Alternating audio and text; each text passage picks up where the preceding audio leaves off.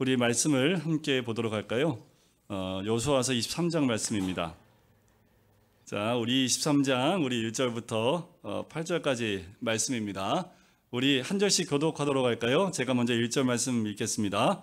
여호와께서 주위의 모든 원수들로부터 이스라엘을 쉬게 하신 지 오랜 후에 여호수아가 나이 많아 늙은지라.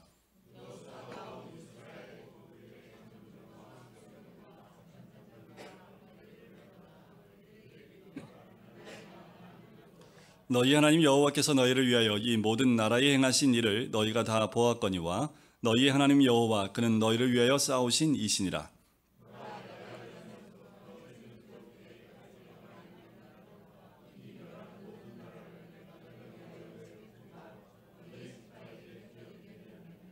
너희 하나님 여호와 그가 너희 앞에서 그들을 쫓아내사 너희 목전에서 그들을 떠나게 하시리니 너희의 하나님 여호와께서 너희에게 말씀하신 대로 너희가 그 땅을 차지할 것이라.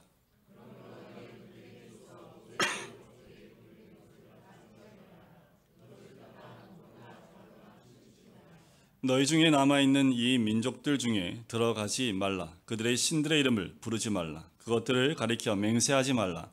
또 그것을 섬겨서 그것들에게 절하지 말라. 오직 너희의 하나님 여호와께 가까이 하기를 오늘까지 행한 것 같이 하라. 아멘. 여호수아서는 총 24장으로 구성되어 있습니다. 이제 우리가 마지막 두 장이 남겨졌습니다.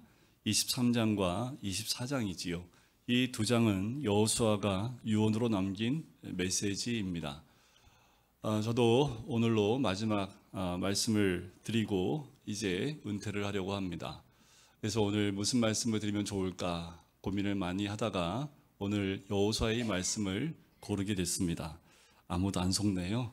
네, 좀 제가 연기가 많이 부족해서 조금 더 실감나게 했어야 되는데 지금 여호수아는 이제 모든 사역을 다 내려놓고 이제 갈 날이 얼마 안 남았습니다. 그래서 리더의 자리를 내려놓으면서 마지막 그 남은 리더들과 그 민족들에게 이 마지막 설교를 하고 있는 부분이지요.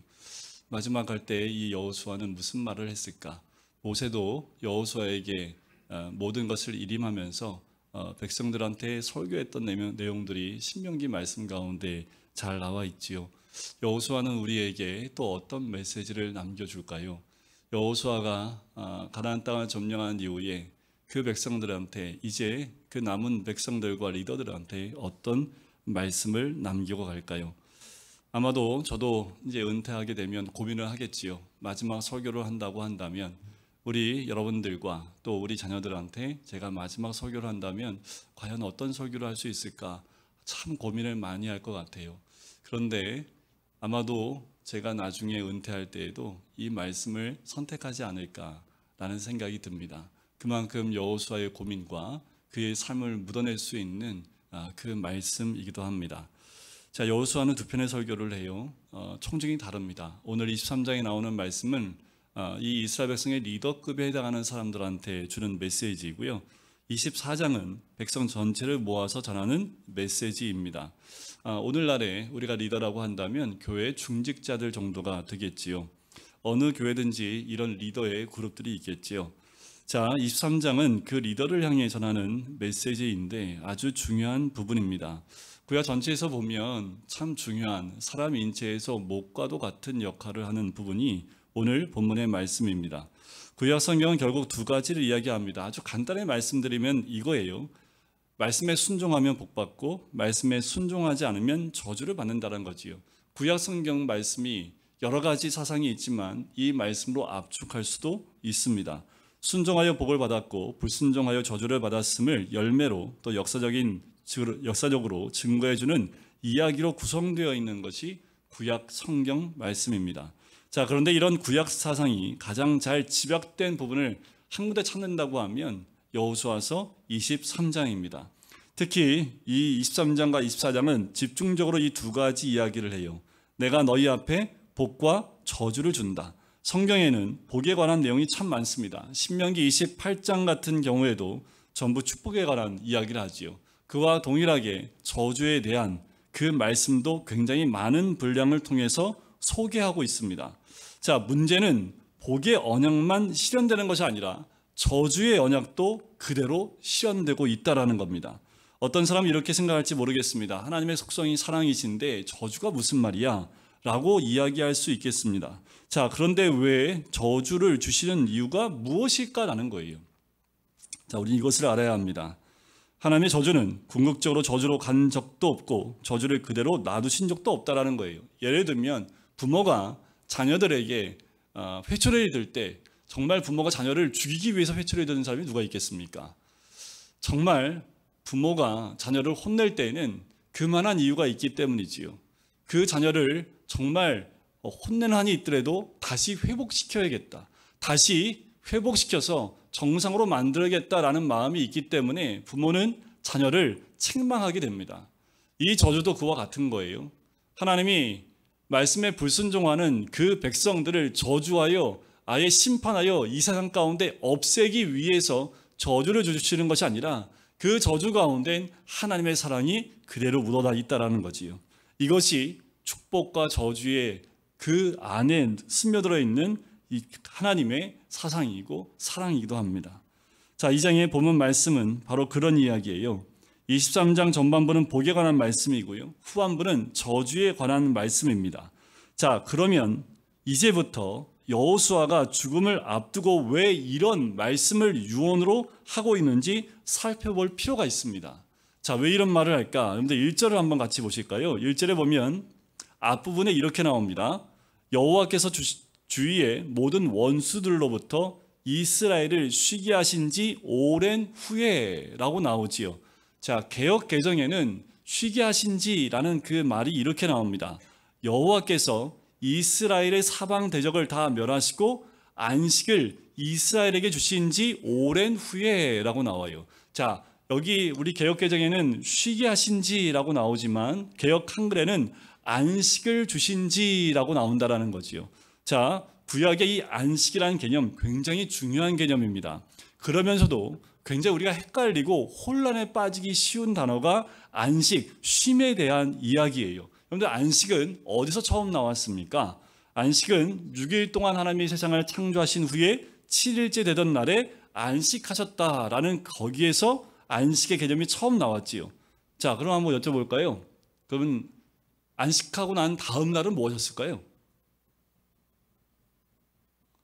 7일째 안식하셨잖아요. 그럼 그 다음 날 하나님 무엇이었을까요? 네, 한국 사람들의 거의 공통된 대답은요, 그런 거예요. 일하셨겠지요?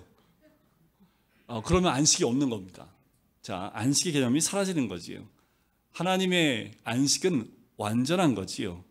자, 8번째 날, 8이라는 숫자는 영원한 수입니다. 그러니까 영원한 안식을 뜻한다라는 거예요. 자, 하나님이 6일 동안 세상을 창조하시고 사람을 지으신 후에 제7일에 안식하셨다라는 것은요, 하나님이 창조물이 더 손댈 것 없이 충분하고 완전했다라는 그 의미가 안식의 의미입니다. 자, 우리가 안식하면 그냥 쉰다라는 개념을 가지고 있지요. 쉰다라는 의미도 있지만 그것은 굉장히 소극적인 개념의 단어의 의미입니다.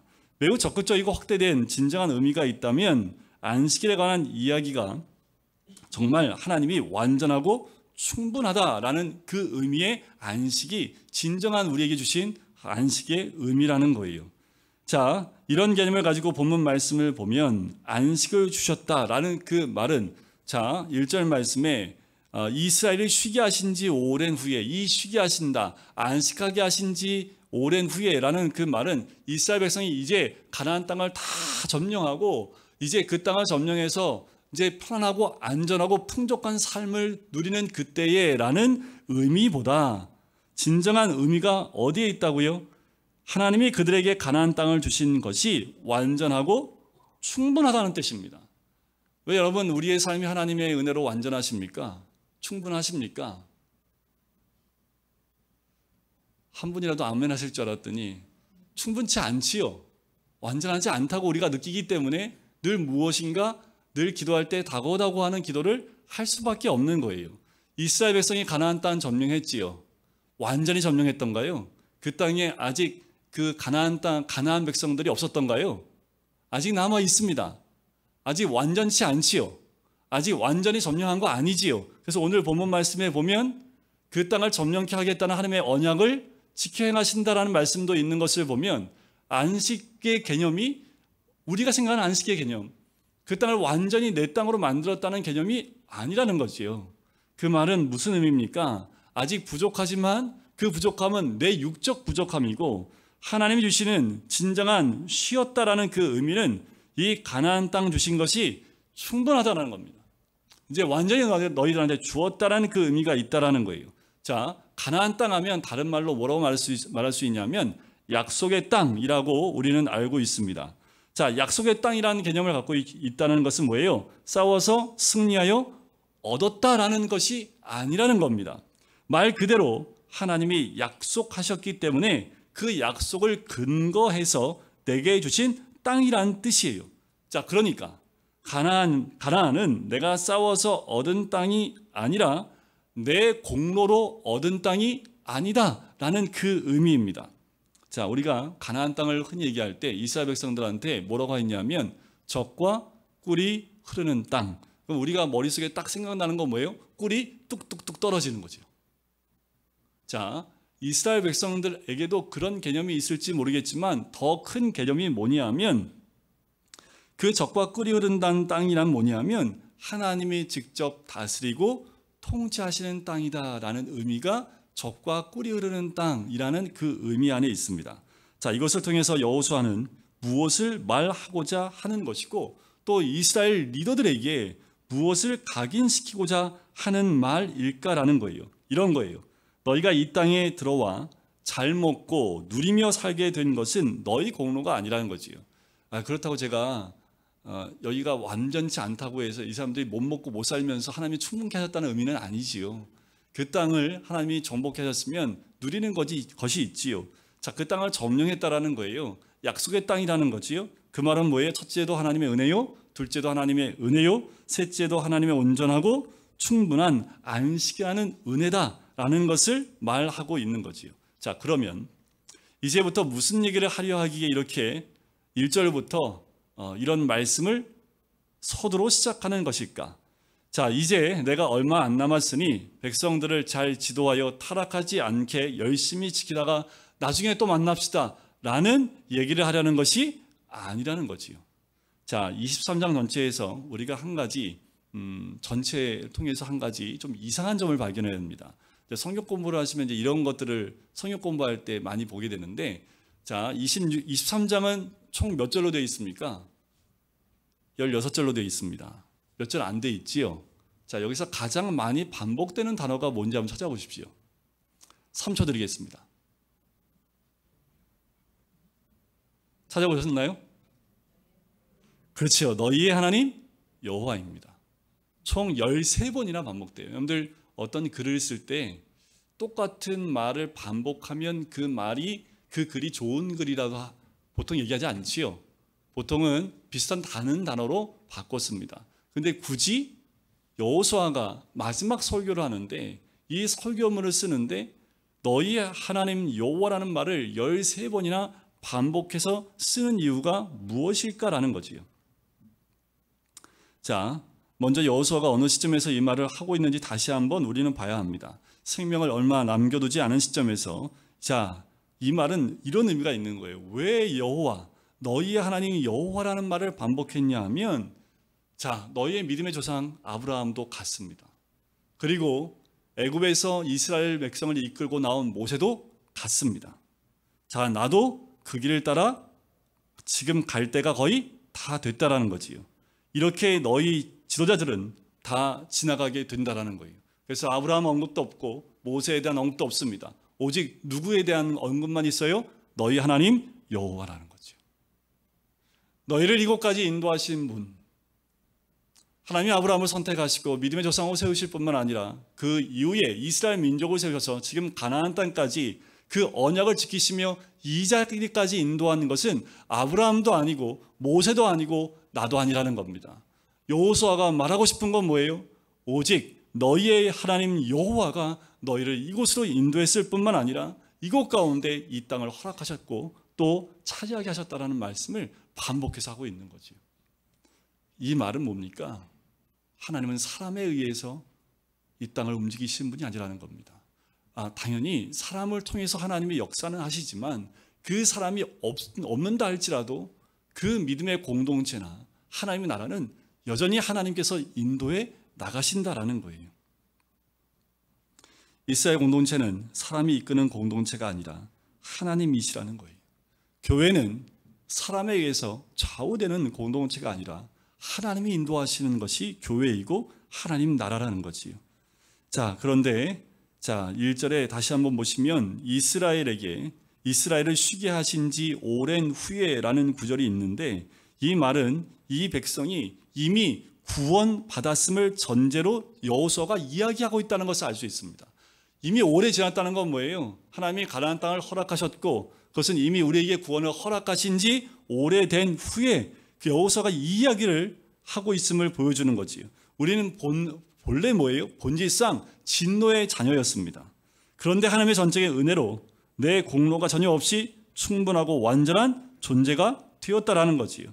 그 안식을 이미 오래전부터 누리고 있다라는 거예요. 그런데 이제부터 여호수아가 말하고자 하는 것은 자신이 죽으면 정신을 똑바로 차리고 더 강하고 더 견고한 진을 쌓고 적과 맞서 싸우라는 이야기가 전혀 없습니다. 모세가 여호수아에게도 전해졌을 때도 그렇지만 지금 여호수아가 다시 턴을 누군가에게 리더들에게 전해줄 때에도 견고한 징을 쌓아라, 또 강한 군대를 키워라, 이런 말씀이 전혀 등장하지 않는다라는 거지요. 자, 5절 말씀 보실까요? 너희 하나님 여호와 그가 너희 앞에서 그들을 쫓아내사 너희 목전에서 그들을 떠나게 하시리니 너희의 하나님 여호와께서 너희에게 말씀하신 대로 너희가 그 땅을 차지할 것이라. 누가 한다는 거예요 지금? 너희가 앞으로 이렇게 될 텐데 너희는 이렇게 하기 위해서는 이렇게 준비해야 돼.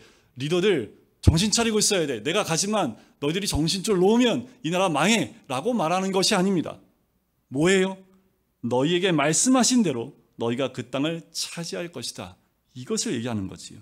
날마다 하나님이 쫓으시는 것을 보여주다가 이제 여호수아가 떠날 때가 왔습니다. 더 이상 보일 수 없지요. 자, 그러니까 하나님께 의탁하는 거지요. 하나님이 이제껏 하신 것처럼 앞으로도 너희들 가운데 역사하시고 말씀대로 대적을 쫓아 주실 것이다. 이것이 여호수아의 유언입니다. 나는 아무것도 할 수 없었지만 과거에도 너희 하나님 여호와가 너희 앞에서 대적을 쫓으신 것처럼 하나님 여호와께서 너희에게 말씀하신 대로 그 땅을 차지할 것이라고 하는 거지요. 근데 저도 이제 10몇 년, 20년 후에는 후임자를 세우고 저도 떠나겠지요. 그러면 후임자가 누구가 오냐에 따라서 교회가 휘청거리면 되겠습니까? 저는 떠나면서 이 목사에게, 후임 목사에게 여러분들을 맡기고 합니다. 저는 절대 그렇게 못합니다. 저도 부족한데 누가 어떤 완벽한 목사가 와서 여러분들 영혼들을 하나님께 온전히 인도할 수 있습니까? 아니요. 이제까지 60년 될 때까지 하나님이 금광교를 인도하신 것처럼 앞으로도 마찬가지라는 거예요. 사람은 바뀔지 모르지만 하나님의 인도하심은 언약 말씀대로 그대로 진행이 된다라는 거지요. 이 하나님이 왜 대적을 쫓아주셨습니까? 너희 앞에서 믿음을 가져야 할 사람들 때문이라는 거예요. 우리들 가운데 왜 역사를 주시는지 아십니까? 우리 다음 세대가 보고 하나님이 함께 하신다는 것을 깨닫게 하기 위해서라는 거예요. 너희들 앞에, 우리 앞에서 이렇게 하나님이 이 가나안 땅을 점령하는데 이런 역사를 허락하신 이유가 뭐냐면 우리 다음 세대들이 보고 하나님이 하셨다는 것을 믿게 하기 위해서라는 거지요. 다음의 대를 이어가기 위해서 모든 대적을 쫓으시는 사건이 있다라는 겁니다. 여러분, 우리에게 있는 사건들은 결국 우리 다음 세대에게 주어지는 하나님의 믿게 하시는 역사라는 것을 우리는 깨달아야 될 줄 믿습니다. 자, 그런데요, 환경에 장사가 없지요. 여호수아가 죽을 무렵에 가나안의 7민족이 아직 같이 살고 있습니다. 그 환경이 이스라엘 백성들에게 어떤 유혹이 될지 모르는데 그것을 남겨놓고 안타깝게 여호수아가 죽어야 하는 거예요. 자, 우리 한번 생각해 보세요. 이스라엘 백성이 애굽에서 몇 년 살았나요? 400년. 광야에서 몇 년이요? 40년. 가나안 땅 들어와서 전쟁을 몇 번을 했습니까? 여리고 전투, 아이성 전투, 남북 연합군과의 전투 이 정도 됐으면 좀 됐지 않았을까요? 이 정도 됐으면 하나님 나라 백성으로 좀 어느 정도는 좀 누가 뭘 건져도 이제는 껐떡하지 않는 믿음의 사람이 되지 않았을까요? 그런데 우리는 마지막 인생의 종점에서도요, 실패할 수 있고 넘어질 수 있는 존재라는 겁니다.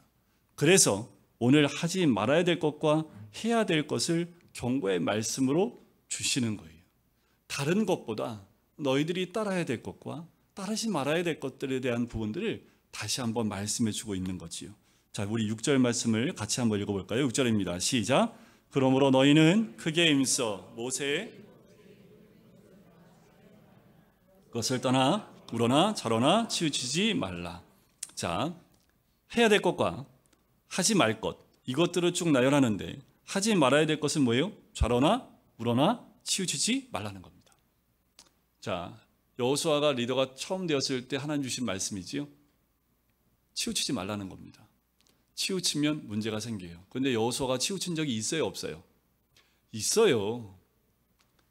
왜 없었겠습니까? 아이성 전투만 생각해도 왜 적겠어요? 기본 족속과의 그 화친도 어떻게 됐을까요? 치우쳤기 때문이지요. 우리의 몸도요, 한쪽으로 치우치면 감기 몸살 바로 옵니다.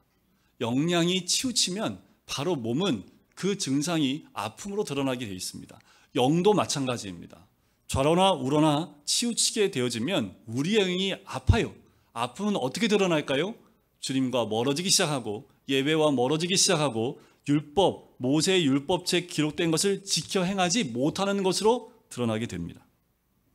하나님이 균형 잡히게 건강도 주시고 물질도 주시는데 내가 치우치게 구하기 때문에 그래서 또 무너지는 우리의 모습을 보게 돼요. 하나님은 우리에게 건강을 약속도 하셨습니다. 물질의 축복도 약속하셨지요. 하지만 우리가 너무 그것에 치우쳐 있기에 아직 못 주시는 것도 있다라는 겁니다. 자, 7절을 보세요. 너희 중에 남아있는 이 민족들 중에 들어가지 말라. 그들의 신들의 이름을 부르지 말라. 그것들을 가르쳐 맹세하지 말라. 또 그것을 섬겨서 그것들에게 절하지 말라. 자, 가지 말라, 부르지 말라, 맹세하지 말라, 섬겨 절하지 말라, 하지 말라라는 것이 굉장히 많지요. 우리가 일순간 땅을 차지하고 지금 가나안 땅을 차지했잖아요. 온갖 일이 잘 돼요. 대학도 잘 들어가요. 그리고 사업도 잘 돼요. 뭔가 잘 되고 그럴 때 우리는 유혹에 넘어가서 따르지 말아야 될 환경이 좋아지면 내게 주어진 것을 더 취하고 싶고 가고 싶고 부르고 싶은 것이 너무 많아진다라는 거예요. 그래서 하지 말라고 여호수아가 얘기하는 거지요. 예를 들면 우리 아이들이 중고등학교 학생 때만 해도 애들이 신앙이 좋은 것 같잖아요. 근데 대학 딱 가면 그 신앙이 드러나지요. 근데 중고등부 아이들이 언제 신앙이 자꾸 흔들리냐 하면 중간고사, 기말고사 때입니다. 전국적으로 중간고사, 기말고사 시즌만 되면 출석률이 30-40%도 안 돼요. 그래도 애들이 교회에 있으니까 잘한 줄 알았지만 애들이 딱 대학 가자마자 술, 담배, 미남, 미녀들의 막 숭배가 돼서 그것을 따르고 쫓아가다 보니까 믿음에서 멀어지는 아이들을 발견하게 됐지요. 신천지 아닌가, 신천지. 신천지는 따라가면 안 되는 건데 또 대학이 되면 대학이 또 신천지가 돼요. 그런데 지금도 우리에게 경제적으로 번영만 주면 그게 하나님이 되지 않습니까? 우리 이런 거예요. 아이들 교육할 때도 학원 안 보내면 큰일 날 것 같아요. 그 연수 안 보내면 큰일 날 것 같아요. 그래서 부르고 싶은 이름, 부르다 죽을 이름이라도 너무 많은 이름들이 있다라는 거지요. 그게 거의 다 내 걱정이죠. 내 불안감 때문에 오는 것들이죠. 이 땅에서 아깝게 쫓아내는 것이 아니라 마땅히 쫓아내야 합니다. 내가 예수 이름으로 마땅히 쫓아내면 용감해지고 그 안에 하나님의 은혜가 있지요. 날마다 쫓아내기 너무 힘드니까 여러분들 말씀 공부하기 싫은 거예요. 왜 그럴까요? 말씀 공부하면 포기하라고 하고 그거 안 된다고 얘기하고 말씀을 깨달으니까 자꾸 자기 부인하라고 얘기하니까 말씀 묵상하기도 싫고 말씀 공부하기도 싫어요. 그런데 그 안에 생명이 있는데도 그게 싫은 거지요. 힘들어도요. 쫓아낼 건 쫓아내고 따르지 말 건 따르지 말아야 합니다. 내가 가지 말고 부르지 말고 섬기지 말아야 할 것들을 날마다 말씀으로 쫓아내는 것, 이것이 말씀 공부이고 말씀 묵상입니다. 그러면 돼요. 그러니까 여러분들 매일 말씀 공부 들어오시는 게 얼마나 큰 힘들고 어려운 일인지 압니다. 제가 뭐 말씀 공부하면서 뭐 축복받으라고 얘기합니까? 언제? 말씀 따라가면 이거 내려놔야 되고 저거 내려놔야 되고 이거 안 내려놓으면 큰일 나고 아브라함 보시라고 롯 보라고 소돔 고모라 다 멸망하지 않았냐고, 소돔 고모라 멸망한 대로 같이 롯의 아내처럼 소금 기둥 되고 싶으시냐고, 뭐 이게 듣고 싶은 말이에요. 그런데 잘 듣고 아멘하면 내가 소금 기둥 되지 않는 길이 열리는 거죠. 그래서 우리가 섬기지 않고 따르지 않고 부르지 않으려면 여러분들 말씀을 가까이 하고 지켜 행하는 거지요. 내가 세상의 능력을 많이 가졌어도 예수의 능력만 나타나게 할 때 십자가를 통해서 온유가 우리 통해서 드러나게 되는 거지요. 6절에 율법을 지켜 행하라. 8절에 하나님 여호와께 가까이 하라고 합니다. 그런데 가까이 한다라는 말이 뭐냐면요, 남자가 부모를 떠나서 아내와 연합하는 것과 같은 의미가 가까이라는 그 의미입니다. 그러니까 어떤 틈도 없이 착 달라붙어 있는 상태를 말해요. 확고히 머무는 것, 굳게 결합하는 것, 힘써 쫓아가는 것, 누구에게요? 하나님 여호와께요. 하나님의 율법을 지켜 행하고 하나님과 가까이 하면 가지 말라, 부르지 말라, 섬기지 말라 얘기할 필요 없습니다. 안 가게 됩니다. 11절 보세요. 11절 한번 같이 읽어볼까요? 시작. 그러므로 스스로 조심하여 너희의 하나님 여호와를, 네, 이거예요. 뭐 가지 말라, 하지 말라 이거 다 필요 없습니다. 그냥 여호와 가까이 하고요, 여호와를 사랑하시면 자연히 안 가게 되고요, 하지 않게 되고요, 따라가지 않게 됩니다. 하나님과 가까이 하지 않을 때, 그때 이 민족, 가나안 민족과 더불어 혼인하게 돼 있다고 12절에 나와요. 하나님과 가까이 하지 않고 사랑하지 않으면 이런 일이 벌어진다라는 거예요. 하나님 대신 가나안 민족들, 세상 것들이 가까이 합니다.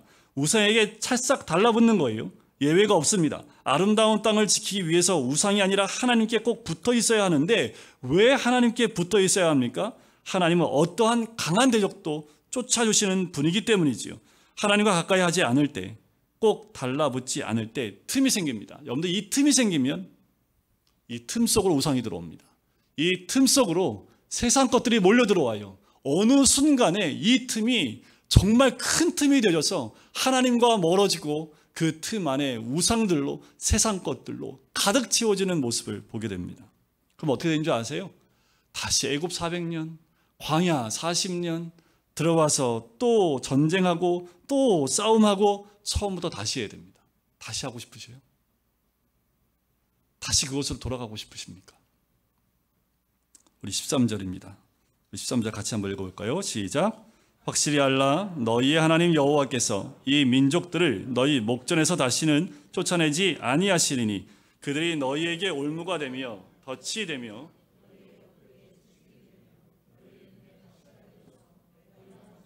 너희 하나님 여호와께서 너희에게 주신 이 아름다운 땅에서 멸하리라. 여러분, 결국 뒷부분에 보니까 이스라엘 백성들 어떻게 됐습니까? 하나님이 멸하시겠다고까지 말을 하세요. 하나님이 한번 멸하신다면 멸하십니다. 그런데 그 멸하심이요, 이런 말씀을 들었는데 이스라엘 백성이 어떻게 하는지 아세요? 여호수아가 가고 난 다음에 머지 않아서 이 가나안 땅에 있는 우상을 섬기기 시작을 합니다. 그리고 이방 땅 사람들과 혼인하기 시작을 합니다. 여러분들, 이방 땅 여인들과 혼인한다는 건 뭘 의미합니까? 이방 백성과 하나가 된다는 거예요. 다시 이방 백성과 하나가 된다는 것은 다시 세상과 하나가 된다는 것을 의미합니다. 하나님이 어떻게 해요? 못하게 할 수밖에 없지요. 하나님의 땅이 뭐가 되는 거예요? 세상 땅으로 바뀌어버리는 거지요. 여호수아는 마지막 유언을 하면서 멸절하고 망하고 하면서 진노의 말을 훨씬 더 많이 하지요. 이렇게 강조에 강조를 해도 여호수아 이후 시대 사람들은 가나안 신들을 음란히 섬겼다라는 거지요. 여호수아가 숨지기 전에 직전에 이방 나라의 이름을 부르지 말라, 가지도 말라, 섬기지도 말라, 절하지 말라, 하나님을 가까이 하라, 하나님을 사랑하라. 해야 될 것, 하지 말아야 될 것을 다 이야기했는데, 여러분, 우리에게도 동일합니다. 이 시대를 살고 있는 우리들에게도 하나님을 가까이 하십시오. 하나님을 사랑하십시오. 세상을 가까이 하면 더 좋을 것 같지요. 더 좋은 것을 누린 것 같지만 결국 그 안에는 멸망과 그리고 멸함이 있는 이 말씀대로 따라가게 되는 것을 보게 됩니다. 눈에 보기 좋은 걸 따라가지 마십시오. 하나님과 짝하십시오. 틈 벌리지 마십시오. 어떤 환경에도 어떠한 상황에도 하나님과 하나가 되시고 딱 달라붙어서 하나님만 나의 사랑이시고 하나님만 사랑합니다 고백하면 그 다른 어떤 것도 우리 눈에 들어오지 않습니다. 여러분들, 우리 틈 벌어지신 분들 이번 주에 틈 다 메꾸십시오. 더 벌리지 마시고요. 그 틈 속에 뭐 들어와 있으면 갈고리로 다 빼내세요.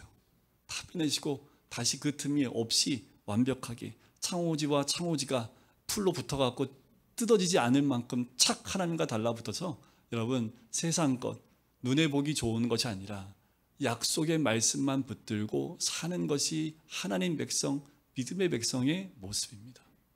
그것이 진짜 복이에요. 진짜 복은 하나님으로부터 주어지는 겁니다.